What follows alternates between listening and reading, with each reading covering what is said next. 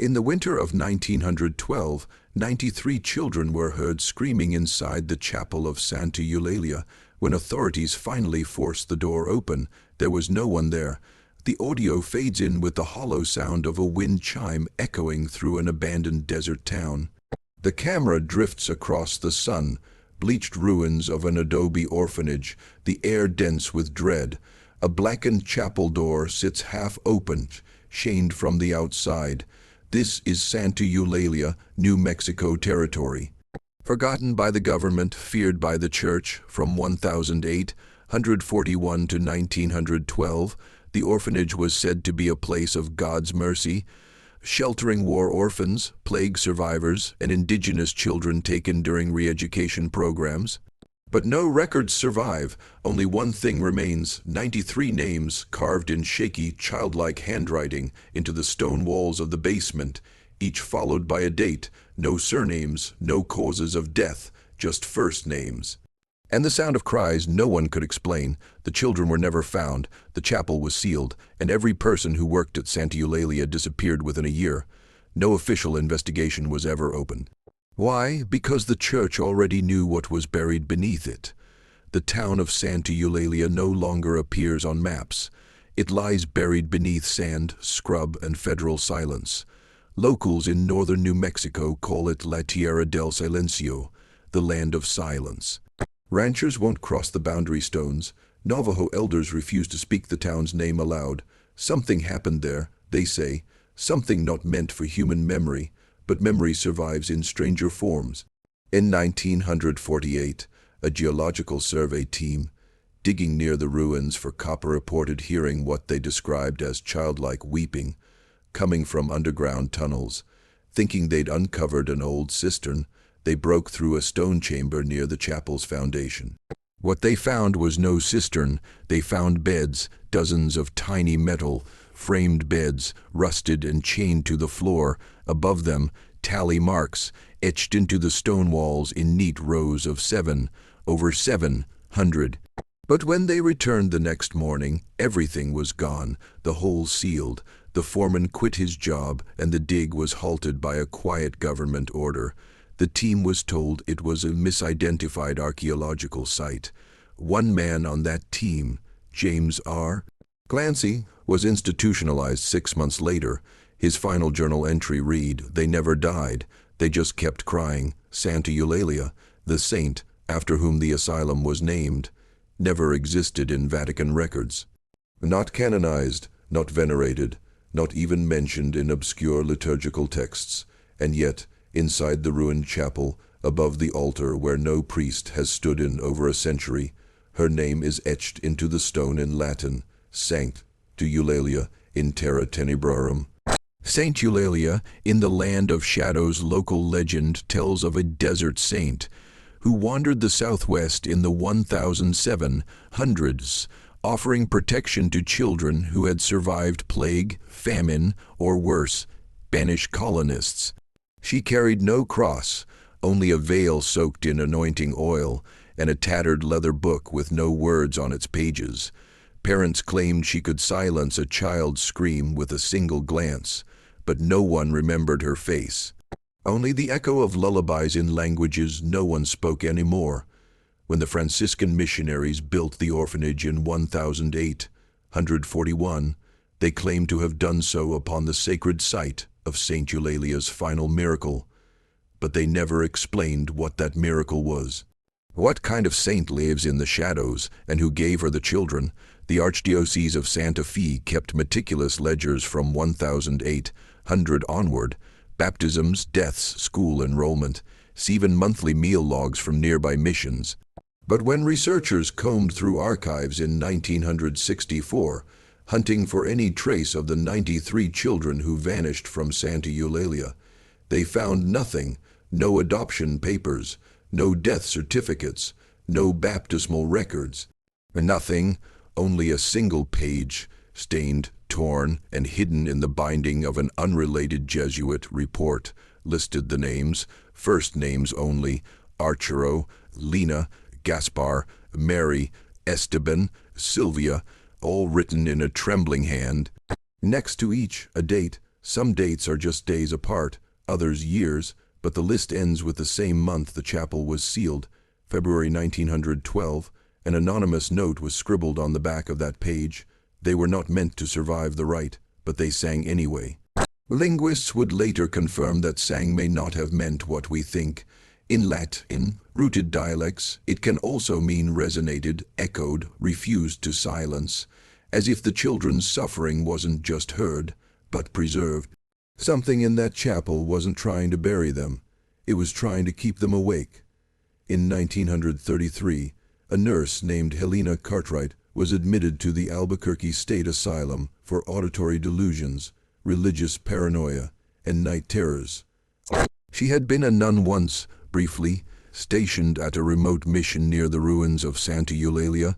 She never spoke about her past until she began waking up screaming, clawing at her own ears, crying, "They're still singing beneath the sand." Doctors dismissed her as schizophrenic, but Helena kept insisting she wasn't mad. She claimed that every night she saw the same narrow room, lined with children kneeling in prayer, their faces bruised and silent. In the corner stood a figure dressed in black robes, its face veiled, holding a bell that made no sound when it rang. The children never spoke, but their mouths moved. Helena would whisper their names in her sleep. During her final interview before being sedated indefinitely, she begged her doctor to burn the book under the altar and seal the well before it opens again. No one understood what she meant. But 5 days later, the chapel at Santa Eulalia collapsed during a desert tremor, revealing a dry stone well beneath the altar. It wasn't filled with water. It was filled with tiny, rotting shoes. Architectural records discovered in a private Jesuit archive revealed an unsettling truth. The Santa Eulalia Orphan Asylum wasn't designed like any other mission building of the time. While most religious structures followed Spanish colonial layouts, courtyards, dormitories, chapels, Santa Eulalia had something else: subterranean chambers, 13 of them. Each chamber beneath the orphanage was octagonal in shape, with walls precisely 10 feet high. Each chamber had a central stone plinth, scorched black from fire, and every one of them featured an iron gate, only lockable from the outside. One priest, architect, Father Miguel Ordonez, left behind fragmented blueprints and a single blood-stained page of notes. Translated from the Spanish, they told me it was a place of mercy, but mercy does not echo like that. The sound of the prayers, those weren't children, not anymore. They were waiting for someone or something. The orphanage, in other words, was not built to house children. It was built to contain them, but contain them from what? By 1859, 3 supervising priests had vanished. No resignation letters, no funerals. Their names were quietly removed from church rolls. The structure remained. The rituals continued, and the number of children kept growing. Visitors who ventured near the ruins of Santa Eulalia all reported the same thing: unnatural silence, no insects, no wind, no echo, as if sound itself refused to exist there. But this wasn't a curse, it was by design. In 1901, Father Emile Drouin, a Jesuit exile from Alsace, arrived at Santa Eulalia with crates of arcane manuscripts and a single directive: restore the silence. His records, smuggled into a monastery in Quebec decades later, revealed what he had discovered beneath the chapel's foundation: a series of carved concentric circles made of iron filings and obsidian shards encased in ash and dried blood. Arranged like an anti-resonance field, an ancient form of sonic suppression, Drouin called it La Trinite Morte, the dead trinity. He wrote, "The sound they make is not from lungs, not from throats. It comes from the wound between the world and whatever we buried beneath the rites." He spent 11 years redrawing the circles, repairing fractures, reinforcing the silence, but the last letter he wrote before disappearing in 1912 ended with a sentence scrawled 3 times over: "The silence is cracking, they are not done singing." That same month, 93 children were heard screaming through stone. In 1852, parishioners from the nearby town of Corrales claimed they heard sacred music drifting from the orphanage's direction, haunting, wordless harmonies that rose just before dawn. Believing it was the orphan choir practicing for a holy day, a few farmers made the half-day journey to attend Mass at Santa Eulalia. What they found instead was dust, wind, and locked doors. No children, no choir, no priests. When they pressed their ears to the chapel walls, they still heard the singing. But something was wrong. The voices sounded layered, inhuman, too many tones at once, bending in directions no throat could produce. The farmers fled. One returned weeks later, driven by curiosity. He never came back. The church dismissed it as superstition. But in 1889, a visiting Bishop Thomas Avery of Pennsylvania wrote an unfiled letter to the Vatican after a brief inspection of Santa Eulalia. The letter, never sent, was found decades later hidden in his private missal. The children, they do not sing as children should. Their voices are not made of breath. They are a mimicry of innocence, a seduction. I have never heard such harmony, nor such hatred. That was his final trip west. Bishop Avery returned home and cut out his own tongue. In 1910, just 2 years before the chapel sealed itself, Sister Magdalena Reyes, the last recorded caretaker at Santa Eulalia, wrote a cryptic letter to her cousin in Mexico City. It coats everything now, the bedding, the walls, even the children's hair. It smells of iron and incense, but it's not ash. It moves when we breathe. Locals had long spoken of a strange red, gray dust that blanketed the orphanage grounds during certain lunar phases. Some claimed it was volcanic fallout from distant eruptions, but the nearest volcanic activity was hundreds of miles away. Others whispered that the dust came from the sky, but fell upward. In 1972, a secret forensic analysis was conducted on a jar of this dust, stolen from the ruins by an anthropology student. The lab report, never published, noted something impossible: traces of fetal calcium, decayed laryngeal tissue, and silicate compounds commonly found in ossuaries. The dust wasn't geological, it was organic. Dust made from things that once tried to speak. No one knows what happened to Sister Magdalena.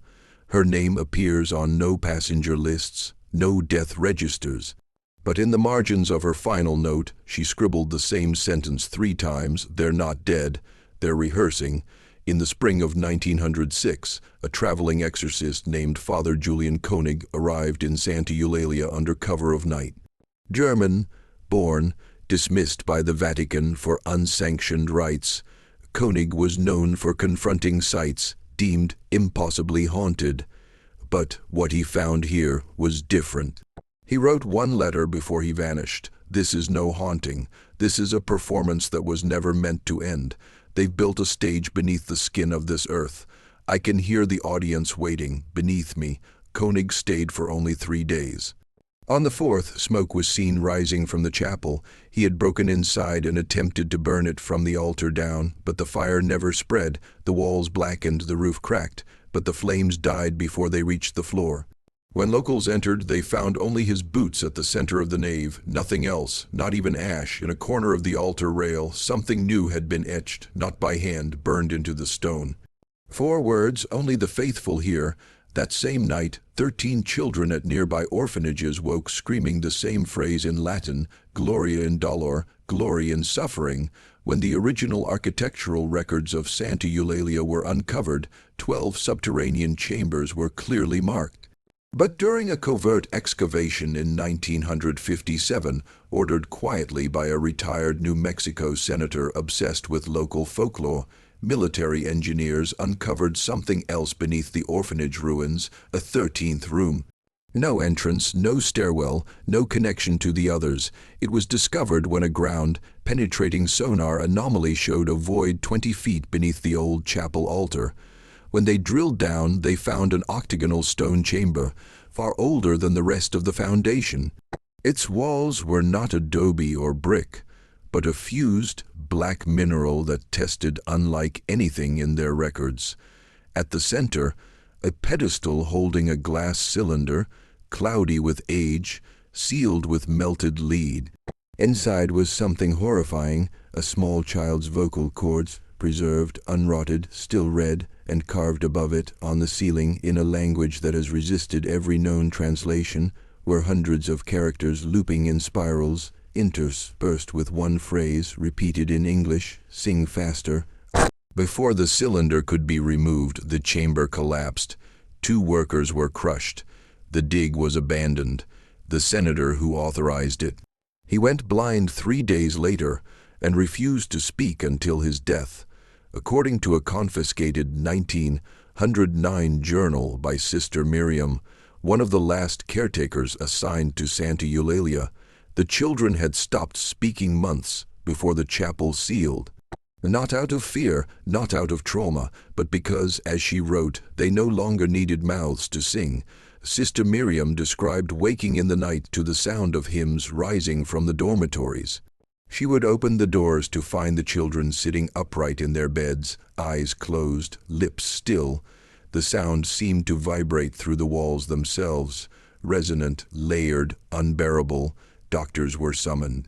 Priests were sent. Nothing could explain what was happening. One bishop sent to investigate wrote, "There was no air moving, no vibration in the throat, but I heard voices, hundreds. It felt as if they were inside my skull, and each voice was begging for something I couldn't understand." 2 nights later, Sister Miriam entered the girls' dormitory after hearing that same eerie harmony. She found all 11 girls standing in a circle, heads tilted to the ceiling, faces expressionless. They stopped as she entered. One girl turned and smiled, not with her mouth, but with her eyes, and whispered without sound, "Now you're part of the song too." Sister Miriam vanished the next day.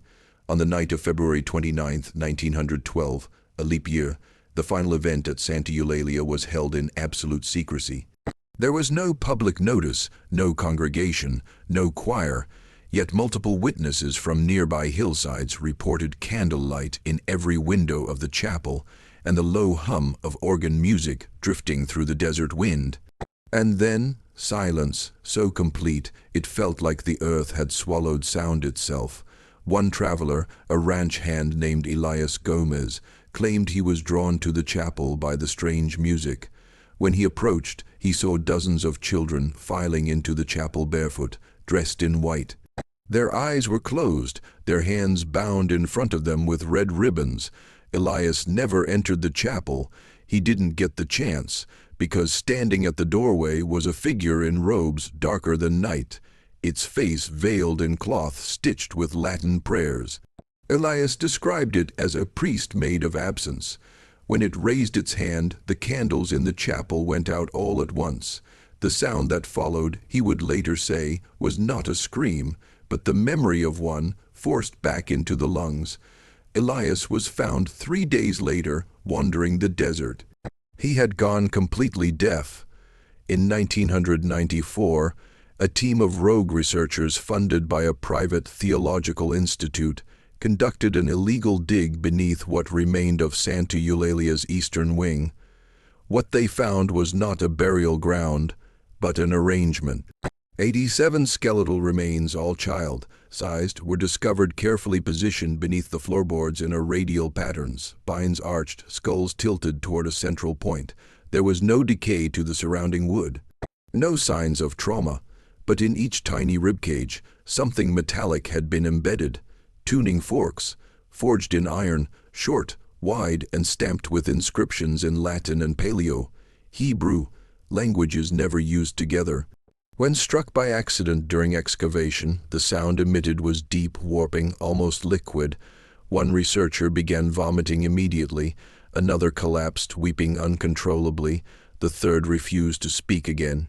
Acoustic analysts later determined that these forks did not produce harmonic tones, but disruptive ones meant to destabilize the boundary between frequencies that, if aligned, could make the human body act like a resonating chamber. Not for speech, not for song, but for something older than both. These were not graves, they were instruments, tuned not to silence the children, but to teach them how to scream correctly. In 2006, a group of restoration volunteers attempting to stabilize what remained of Santa Eulalia's bell tower reported an inexplicable phenomenon, psalms bleeding through the plaster. At first, they thought it was old graffiti, Latin verses painted by pious hands, but when they began to scrub the wall clean, the letters re-emerged deeper beneath the surface, written not in ink, but in a dried, oxidized substance that tested positive for human blood. The verses matched no known Bible. One partial translation read, "Blessed are the voices that never ask to be heard, for theirs is the throat of God."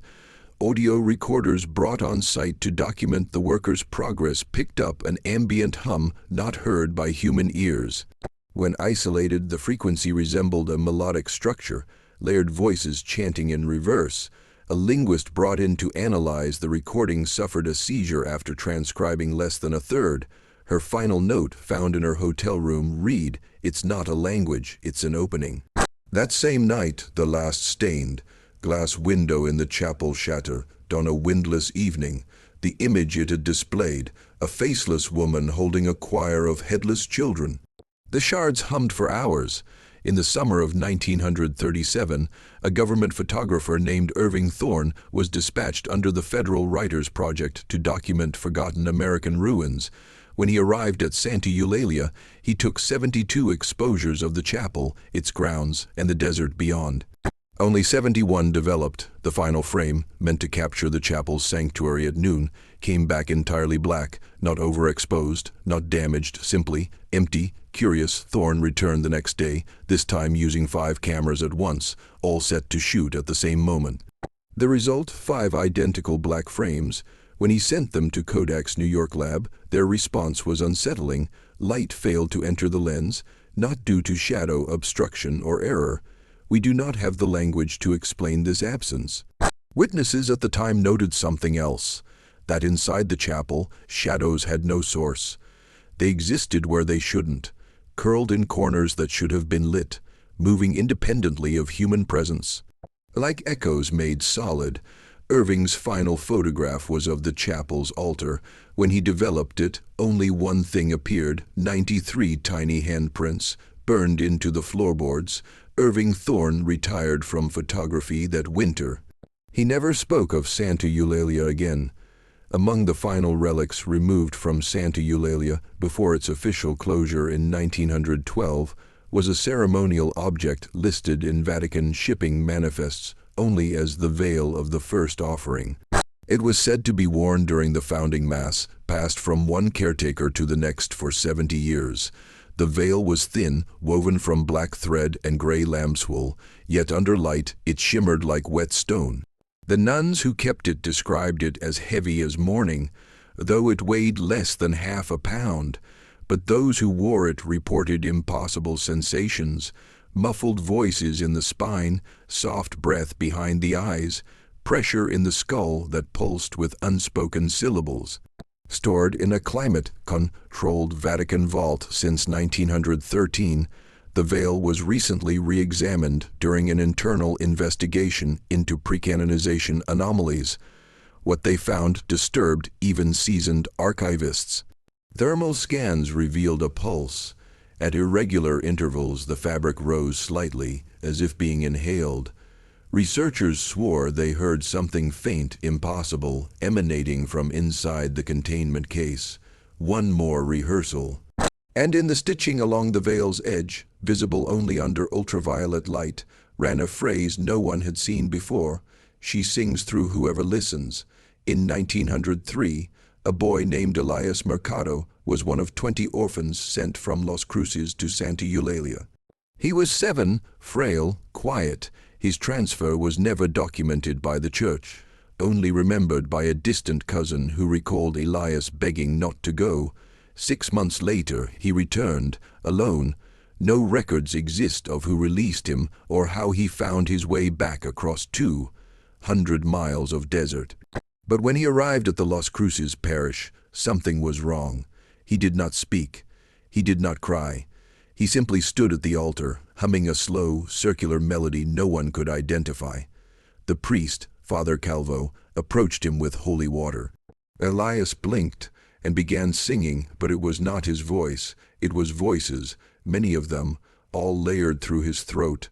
men, women, infants, old men, gasping, whispering, harmonizing in a language no one could decipher.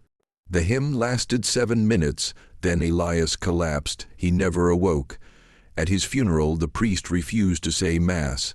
He burned the boy's clothes, ordered the casket sealed with iron nails, and placed salt under the tongue before burial. His final words, recorded by a shaken gravedigger, whatever went in, it wasn't the same thing that came out. By 1912, Santa Eulalia was no longer considered sacred ground.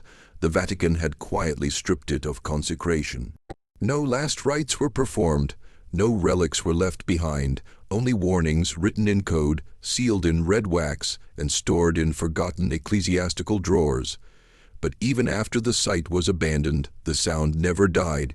Residents of nearby farming villages began reporting strange phenomena. At dusk, radios turned on by themselves, tuned not to stations, but static, humming in perfect fifths. Children who played near the ruins began humming the same melody in their sleep. Animals refused to approach the chapel perimeter. One woman miscarried after hearing the sound through the walls of her adobe home, a sound that left no mark but burned the inside of her ears. In 1927, a blind ethnomusicologist, Arturo Selvas, visited Santa Eulalia at the urging of a defrocked Jesuit who'd once heard the hymns himself. Selvas didn't need eyes, he said. He could feel tones. He spent 3 nights camped near the ruins. On the 4th morning, he emerged, shaking, repeating one sentence over and over. It modulates, it learns, it waits for harmony. Arturo never played music again. But for the rest of his life, he screamed in tune. In 1950, a sealed dossier labeled S.E. Incident Non-Viable Site Do Not Reopen was quietly filed into the U.S. Department of Interior Archives. Its pages, mostly redacted, contain only a single full paragraph not struck through in black ink. As of March 3rd, Santa Eulalia emits no measurable sound. Birds do not fly over it. Wind does not pass through it. Sound waves collapse within its boundaries. Microphones record nothing, not even the hiss of existence. It is not silence, it is subtraction. The last structure standing was the chapel's stone bell tower. In April of that year, it collapsed with no seismic activity, no explosion, no witness. Only a farmer half a mile away heard something just before it fell. One final, perfect chord, and then nothing. Today, Santa Eulalia exists only in myths, censored maps, and whispered warnings. But some say if you stand where the altar once was and close your eyes, you don't hear the children. You feel them in your lungs, in your throat, humming, waiting, tuning, needing one more voice. And if you open your mouth, you won't be able to stop because the song never ends. Not here, not under this much silence.